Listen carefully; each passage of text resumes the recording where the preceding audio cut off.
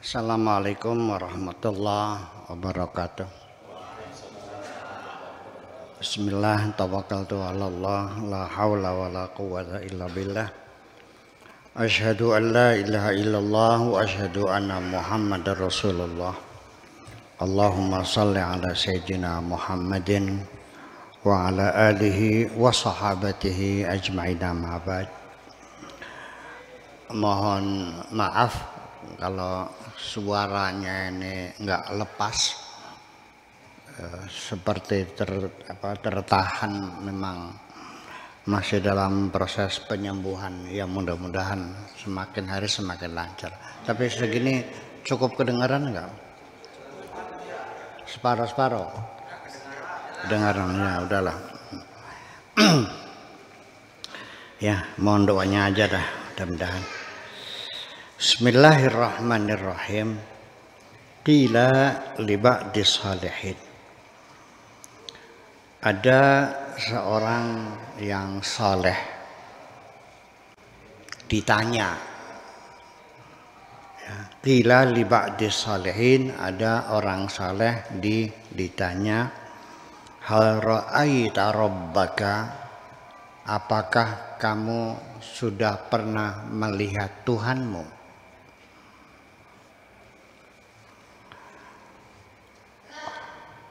Sudahkah engkau melihat Tuhanmu? Faqal, lalu dia menjawab, laulam arahu, kalau aku belum pernah melihatnya. Apakah kamu pernah melihat Tuhanmu? Dijawab, andaikan aku belum pernah melihatnya, laqata'tu makani, maka tentu binasalah aku ini. Aku tidak layak lagi tinggal di sini. In qala qailun kaifa tarahu, andaikan orang bertanya, kaifa tarahu, bagaimana caranya engkau melihat Tuhanmu? Fa'aqulu, maka aku jawab, idza kharajal khalqu min qalbil abdi, apabila sudah keluar, ya, sudah keluar, opo al khalqu, manusia, makhluk, apabila makhluk Allah sudah keluar min qalbil abdi, dari hati seorang hamba. Apa maksudnya apabila makhluk telah keluar dari hati seorang hamba? Artinya hatinya sudah kosong, tidak ada lagi tersisa makhluk Allah. Apakah harta, apakah tahta, apakah wanita, apakah sudah tidak punya kepentingan apapun, tidak bergantung kepada siapapun, sudah tidak ada urusan dengan makhluk, semuanya hanya ada Allah saja di dalam hatinya. Itu maksudnya. Apabila makhluk telah keluar dari hati, itu artinya sudah tidak tergantung kepada siapapun, sudah tidak ada urusan, ya, tidak akan minta tolong kepada siapapun, tidak takut kepada siapapun, tidak membutuhkan siapapun. Walam yabqa fihi siwal haq, yang tinggal di dalam hatinya tidak lain hanya Allah subhanahu wa ta'ala. Al-haqqu azza wa jalla, hanya Allah subhanahu wa ta'ala saja yang ada tinggal di dalam hatinya.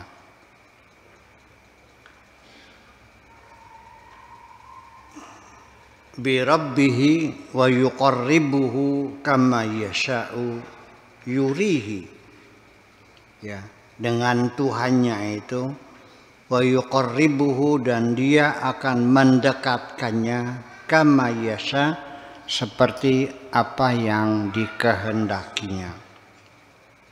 Yurihi batinan, akan memperlihatkan kepadanya secara batin. Artinya melihat Tuhan dengan mata batinnya.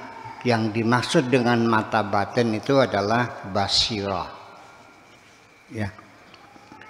Kemudian kama ara ghairahu zahiran, aku melihat Tuhanku dengan batinku sama seperti aku melihat benda-benda yang ada di dunia ini dengan mataku. Aku melihat Tuhanku dengan batin, jelas, gamblang, sama seperti aku melihat selain Allah, makhluknya Allah dengan zahir, dengan mataku ini.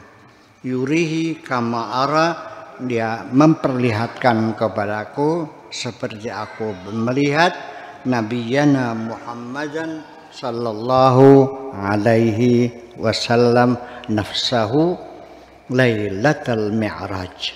Sama seperti Kanjeng Nabi Muhammad melihat Tuhannya pada malam Mi'raj, seperti itu. Yang jadi persoalan masalah melihat Tuhan ini sendiri, orang yang mengatakan tidak bisa melihat Tuhan ada dalilnya. Yang mengatakan manusia bisa melihat Tuhan ada juga dalilnya. Sama-sama ada dalilnya. Jadi ini artinya bahwa orang yang berpendapat kita bisa melihat Tuhan di ayat Qur'annya ada. Yaitu yang berbunyi wujuhu yawma idzin nadhirah ila rabbiha nadhirah. Wujuhun, wajah-wajah manusia tentunya yang soleh-soleh itu yauma idzin, pada hari itu, yaitu pada hari mahsyar di alam akhirat, ila rabbiha, kepada Tuhannya, wujuh yauma idzin nadhirah, wajah mereka berseri-seri, wajah mereka cemerlang dan berseri-seri, wa ila rabbiha nadhirah, dan mereka dapat melihat Tuhan mereka. Ada di Al-Qur'annya. Tapi di Al-Qur'an yang lain Nabi Musa juga ingin melihat Tuhan, tapi Tuhan mengatakan lan taroni, tidak akan dapat engkau melihat aku. Ya. Nabi Musa yang kena maksa, maka Tuhan mengatakan, ya sudah kalau kamu maksa, aku akan tampilkan, tentunya bukan zat Tuhannya tapi kekuasaannya, kepada gunung. Lihat saja gunung, kalau gunung bisa bertahan tidak bergerak, ya engkau bisa melihat. Tetapi ketika Tuhan tampil kepada gunung dan gunung itu meledak, Nabi Musa jatuh tersungkur dan dia mengatakan, aku bertobat, akulah orang yang pertama-tama beriman. Di situ ketidakmungkinan mata kita melihat Tuhan. Jadi artinya saya sependapat dengan itu, bahwa mata kita didesain, disetting bukan untuk melihat Tuhan. Tuhan tidak akan bisa dilihat dengan mata kita. Kalaupun melihat tentunya dengan mata batin kita atau dengan basirah, bukan dengan basar. Karena zat Tuhan itu ya tidak bisa dilihat. Ada, pasti ada. Seperti kamu melihat sholat.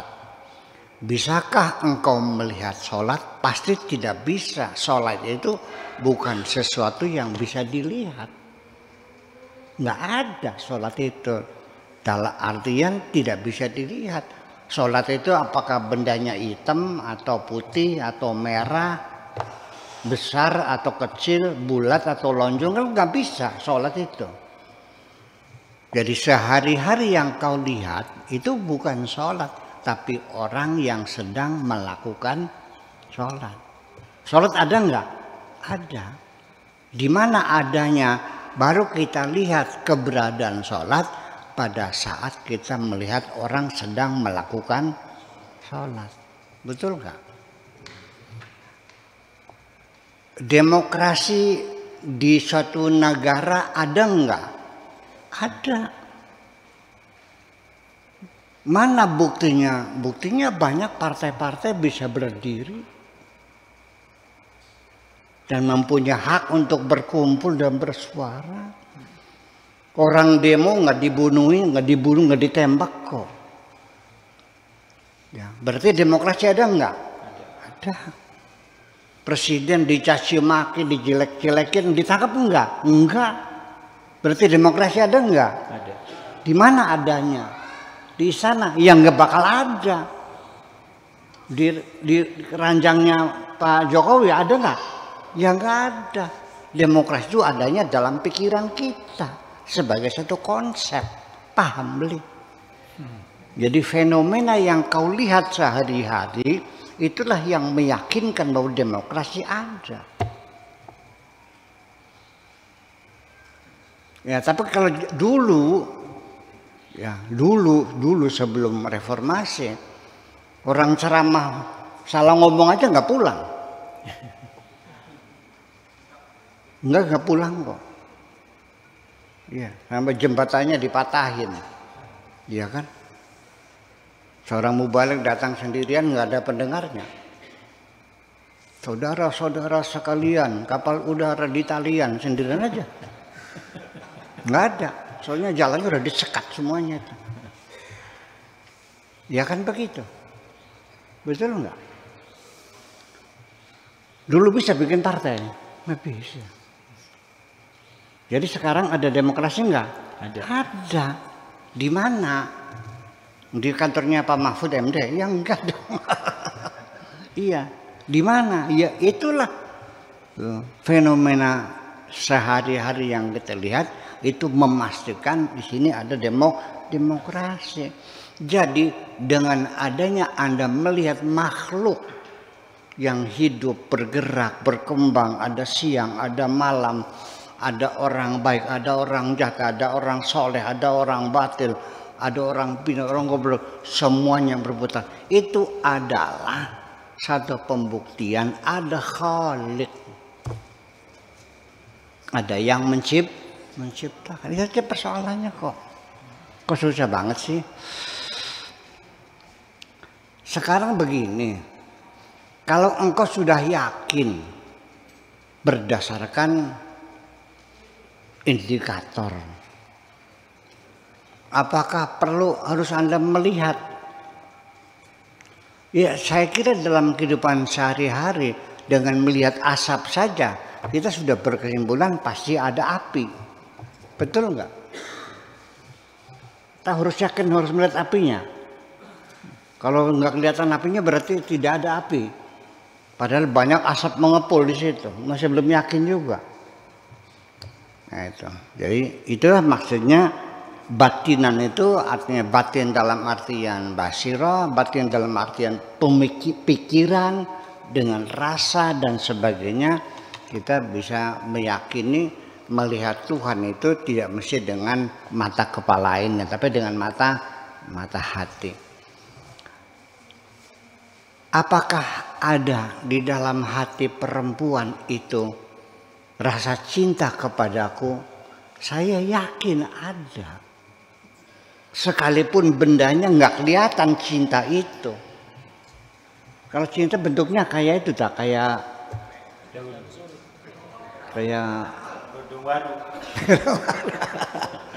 terus warnanya merah, cinta tuh ya anggap aja itu bukan materi, itu bukan benda. Tetapi aku yakin bahwa perempuan itu mencintaiku ya karena selama aku sakit dia di sampingku. Paham nggak? Dia yang mengurusi aku dan sebagainya dan sebagainya. Betul enggak? Masih kurang yakin juga. Ada enggak cinta itu? Ada. Ada. Ibumu mencintai kamu enggak? Mencintai kamu.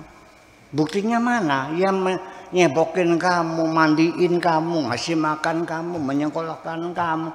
Semuanya dijual untuk pendidikan kamu. Masih kurang bukti juga. Wahai ibu, tunjukkan mana cintamu kepadaku. Ya goblok temen siapa? Itu persoalannya. Nah, ini artinya bahwa jangan berharap. Dan kalaupun iya Nabi Muhammad melihat Allah pada malam Lailatul Mi'raj. Saya tidak membantah dan saya tidak meragukan, saya tidak berkomentar. Hanya saja saya akan mengatakan kalau iya Nabi Muhammad benar melihat Tuhan, ketika ditanya, wahai Muhammad, Tuhan yang kau lihat seperti apa? Lalu ketika beliau menjawab, tidak seperti apa-apa benar. Tapi kalau seperti itu, seperti ini, tidak benar. Begitu mengatakan tidak seperti apa-apa, pasti benar. Kenapa? Laisa kamitslihi syai'un, tidak seperti apa-apa. Udah paham? Ya sudah, gitu. Jadi artinya bahwa keberadaan sesuatu yang ada di sekitar kita itu kita sendiri merasakan keberadaannya. Itu ada pembagian tugas.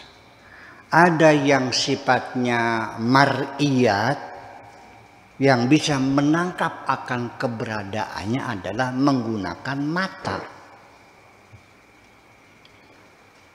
Kalau makhluknya bersifat masmu'at, maka kita bisa mengetahuinya dengan cara menggunakan telinga. Paham nggak? Kalau yang makhluknya itu malmusat, ya kita menggunakannya dengan rabaan kita. Betul nggak? Nah, kalau mahsusat, kalau saya ihsasiyat, ya dengan perasaan kita menggunakan panca indera itu, yang nggak bisa kita melihat, mendengar suara dengan mata, ya duduk keprak-keprak ya kun mah. Anda meyakini ada suara dengan mata apa dengan telinga? Telinga. Nyicipi sambal goreng enak atau tidak, gurih atau tidak, dengan mata. Ditempelkan mata gitu supaya tahu masakannya enak atau. Ya merasakan sedap kan mulut kita. Ya dicicip aja dulu. Oke. Nah, ketika apa yang kau tangkap dengan lidahmu, masakannya enak. Begitu engkau uraikan dengan bahasa, tidak mungkin bahasamu menggambarkan rasa yang ada di lidahmu itu. Percaya nggak? Mata kita melihat perempuan cantik jelita. Oke. Saya terkagum-kagum. Lalu saya ceritakan kepada Pak Afkar. Orangnya begini, hidungnya begitu, telinganya begitu, begini. Sampai 3 hari 3 malam ceritakan. Sama gak dalam imajinasi dia? Enggak. Percaya enggak? Sini ada 100 pelukis yang pelukis mahir. Ya, saya ceritakan. Silakan Anda lukis kesan apa yang Anda terima dari penjelasan saya. Gambarnya sama enggak? Tidak. Kalaupun Anda melihat orangnya, Anda tidak akan mengenalinya kok. Jadi bahasa yang kita pakai menyampaikan pengalaman-pengalaman yang terdengar, yang terlihat, itu pun hanya sebagai pengantar saja. bukan suatu kebenaran yang pasti. Apalagi Tuhan. Pengalaman saya bertuhan tidak akan sama dengan pengalaman Pak Tato bertuhan. Betul nggak? Iya. Betul nggak? Betul, betul. Ya, iya, pasti tidak akan sama. Nah itulah makanya ini kasus masalah melihat Tuhan tetap sampai sekarang menjadi masalah dan tidak pernah ada kompromi antara yang pro dan kontra, antara Mu'tazilah, Ahlussunnah wal Jamaah dan sebagainya sampai sekarang. Oke lah, kita tidak akan berpihak pada siapapun. Mangga, saya tidak akan mengkafirkan orang Mu'tazilah, menyalahkan Ahlussunnah wal Jamaah. Ya sudahlah, yang penting dalam beragama bagi saya adalah konsekuensi dari keyakinanmu itu. Kalau engkau yakin ada neraka, saya bertanya, kenapa Anda korupsi? Sok jawab dulu. Betul nggak? Betul. Kalau ya Anda yakin ada sorga dan Anda mengatakan ingin masuk sorga, kenapa anak yatim piatu di sekitar rumah tidak kau santuni? Jawab dulu. Ini persoalan besar. Betul nggak? Iya. Nah iya persoalannya begitu. Jadi bertuhan nggak kamu nih? Jangan-jangan Anda selama ini baru beragama, tapi belum bertuhan. Jadi bagus mana beragama atau bertuhan? Ya bertuhan dong. Banyak mana di dunia orang beragama bertuhan? Ya banyak beragama. Tidak banyak orang bertuhan. Tetapi yang bagus, paling bagus mana? Yang paling bagus yang beragama dan bertuhan. Itu persoalannya. Ya pugu.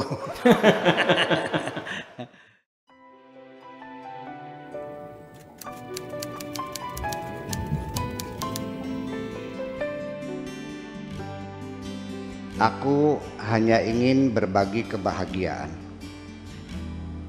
dan tidak menggurui siapapun. Terlalu sulit bagiku untuk menyalahkan siapapun. Akan tetapi apabila ada orang yang ingin mengisi raportku, tentu aku sangat gembira sekali. Dan kujamin aku tidak akan sakit hati sedikit.